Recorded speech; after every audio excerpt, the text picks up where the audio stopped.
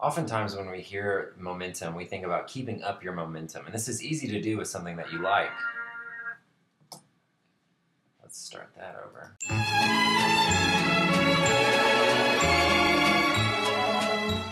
Don't lose your momentum, or let's keep up our momentum. This is easy for something that you really like. For instance, the physical definition of momentum is very different. It is the product of mass and velocity, and it has the units of Newton seconds. It is a vector quantity, meaning it has both magnitude and direction.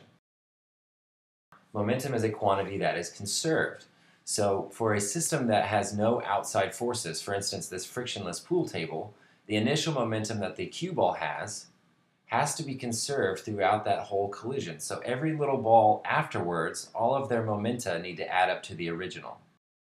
Anytime we're talking about momentum, we're going to be talking about collisions. Now, the first type is an elastic collision, where kinetic energy is conserved. This is an ideal collision, kind of like the pool table we just drew. So, with an elastic collision, our equation looks something like this. We have an initial and a final state, in other words, pre-collision and post-collision. Here we have a ball of mass m and a velocity v. It moves towards the other ball, collides, and then that other ball has the original velocity.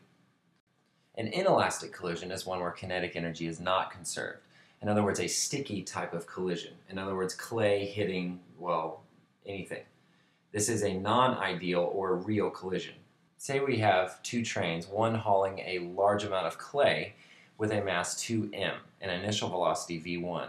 The other train is at rest with a mass m. The left side of our equation looks exactly the same, but the right side has a combined mass now because the two will stick together and move as one body.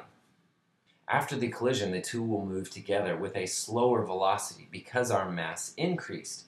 For momentum to be conserved, if mass increased, velocity has to go down. So now our train is moving slower. You see, you can never lose your momentum.